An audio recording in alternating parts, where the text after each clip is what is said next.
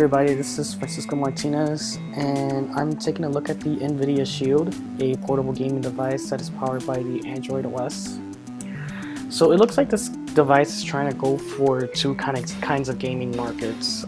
There's the mobile gaming market, which is always growing. It's making billions and billions of dollars every year. And then there's the portable gaming market, which has been around since the Game Boy, which was released in the 1980s.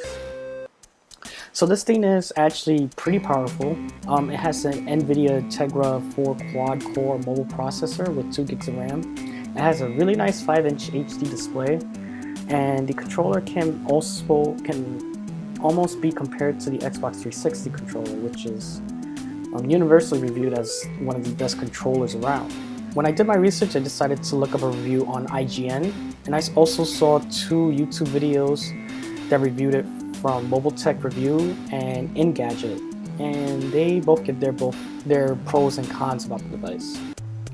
So a couple of the pros is the fact that it's a very powerful device with a great battery life. You can actually play this for about 2 hours and you can still have some great battery life going for it.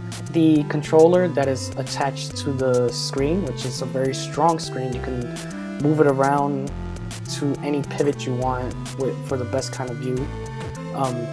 The controller is compatible with many Android games that are available in the Google Play Store. Just like any other Android or even iOS device, you can actually watch movies, TV, and listen to music on there. And from what the reviewers say is that the speakers are very loud and really good. It's very crisp and clear, so you can literally use it as a mini TV or something like that. The memory is expandable, mostly because of the fact that there is a micro SD slot in the back. The standard is at 16 gigs, but it can go up to possibly 32, even more.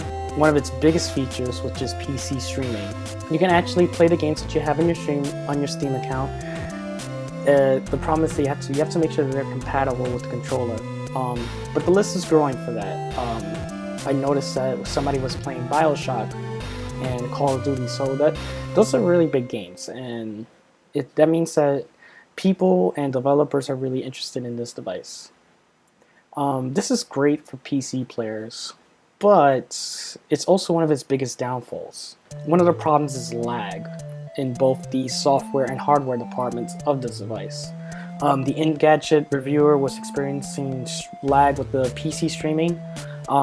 Say you wanted to play a PC Call of Duty game. While it was a very minimal lag, you can still tell the difference between it if you're sitting in front of a PC and playing it live. You'll feel the difference, and you'll know when you snap target somebody and try and shoot them and then they shoot you back and you get killed. You'll feel it. You'll know the difference. Another issue with the Mobile Tech reviewer was the fact that the controller wasn't even connecting right. So there's a lot of issues with this device at the moment. You also have to make sure that you have a powerful rig. And when I mean rig, I'm talking about a desktop computer. It can't be a notebook, no matter how powerful it is, because it only accepts the desktop computers. It's limitations like that makes the device kind of iffy to some gamers out there. Another issue is the size. It's a very bulky and heavy device. From what one of the reviewers said, it was 2 pounds. Some of the iPads, especially the old ones, were about 2 or 3 pounds, but they were still portable mostly because of the fact that they're slim nature, especially the most recent ones, which are almost a pound, and you could slip it in your bag with no problem. Another one would be the different portable gaming devices that are out there now that are very slim.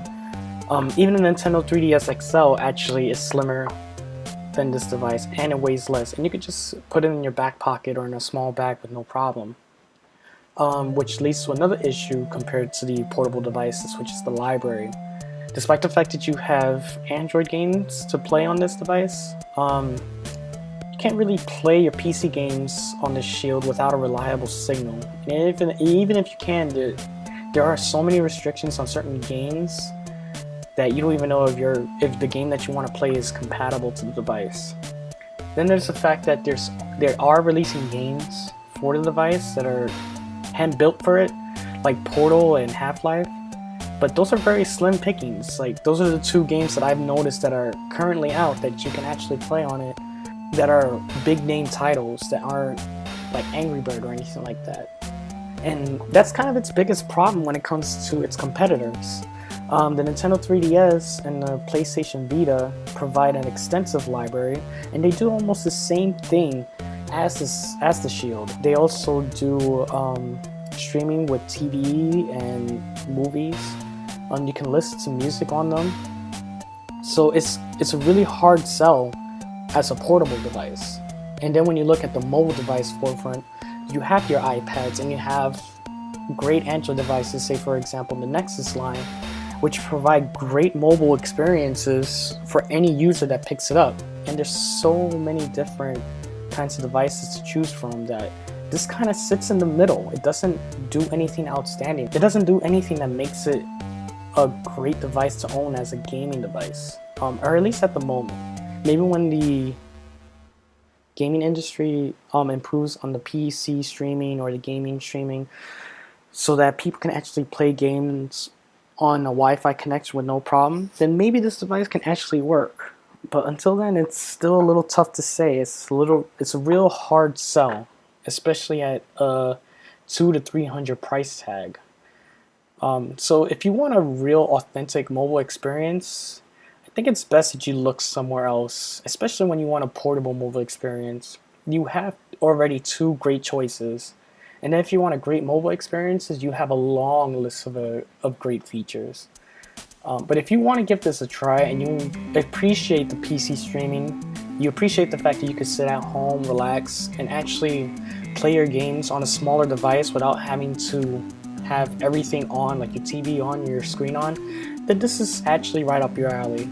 But until then, I feel like this device needs some work. So this is Francisco Martinez, and you have a good day.